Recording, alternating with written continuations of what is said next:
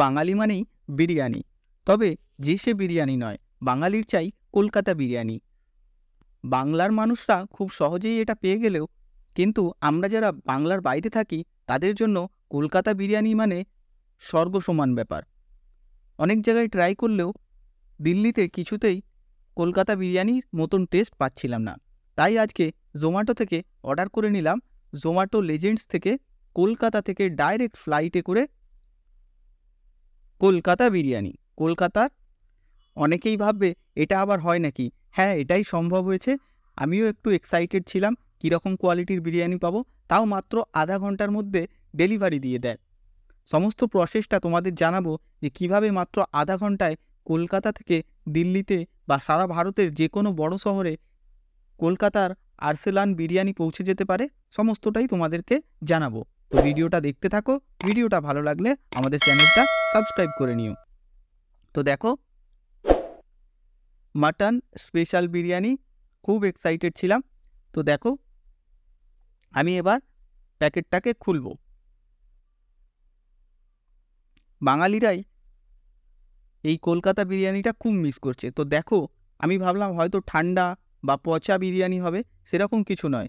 যখন এটা ঢালা হবে, দেখো তোমরা দেখছো এখনও এখান থেকে ধোঁয়া বেরোচ্ছে।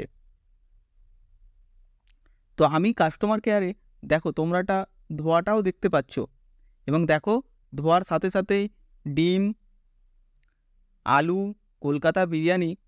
আরসালান তো এমনিতেই ফেমাস, কলকাতার সবথেকে বড় বিরিয়ানির মধ্যে আরসালানও পড়ে। তো দেখো, মাটনের পিসটা খুবই বড় বড়, খুব বড় বড় 2 পিস মাটন, এবং একটা প্যাকেটে যতটা বিরিয়ানি দিয়েছে এটা অনায়াসে 3 জনে খেতে পারবে। আলু ছিল, মাটন বিরিয়ানি ছিল। এবার আমি দেখাচ্ছি বড় বড় 2 পিস মাটন। আলু দেখো একদম গলে গেছে। আরসালানের সত্যি এটা অরিজিনাল আরসালান কিনা সেটা নিয়েও সন্দেহ ছিল, কিন্তু খেয়ে দেখলাম এটা সত্যিই অরিজিনাল আরসালান থেকেই অর্ডার করা বিরিয়ানি। মাটনটা দেখতে পেয়েছো তোমরা, সাইজটাও যেমন ভালো, টেস্টও সেমনি, আর কতটা নরম সেটাও তোমরা দেখলেই বুঝতে পারবে। আমি তোমাদেরকে দেখাচ্ছি। ডিম, আলু, আর দেখো দুজনে আমরা 2 প্লেট নিয়েছি, তারপরেও জোম্যাটোর ডাব্বায় আরও কতটা বিরিয়ানি রয়েছে। 3 জন এতটা বিরিয়ানি আরামসে তোমরা খেতে পারবে। তো সত্যিই বলছি, আমার তো খুব ভালো লেগেছে। মানে অনেক দিন পর দিল্লিতে বসে মাত্র আধা ঘন্টার মধ্যে অর্ডার করে কলকাতা বিরিয়ানি খেতে পারলাম, তাও কলকাতা থেকে আনানো বিরিয়ানি। আমি কাস্টমার কেয়ারে ফোন করেছিলাম যে এটা কীভাবে পসিবল। দেখো তোমরা এখনও দেখো ধোঁয়া উঠছে, সত্যিই গরম। তো কাস্টমার কেয়ারে ফোন করলে ওনারা আমাকে জানালো যে যেদিন আমি অর্ডার করছি তার আগের দিন মাঝরাতে বিরিয়ানিটা প্যাক করা হয়, এবং সেটা বানানোর পরে, ফ্রেশ বিরিয়ানি বানানোর পরে সেটাকে প্যাক করে লো টেম্পারেচারে রাখা হয় এবং ফ্লাইটে করে দিল্লি এবং ভারতের বিভিন্ন শহরে পাঠিয়ে দেওয়া হয়। তারপরে আমরা যখন সেটাকে অর্ডার করি, অর্ডার করার পর ওরা এখানেও ফ্রিজে, মোবাইল ফ্রিজের মাধ্যমে এটা রেখে দেয়, এবং সেটা আমরা অর্ডার করার পর আবার ওরা এটাকে প্রিহিট করে এবং একদম গরম অবস্থায় আমাদের বাড়িতে পৌঁছে দেয়।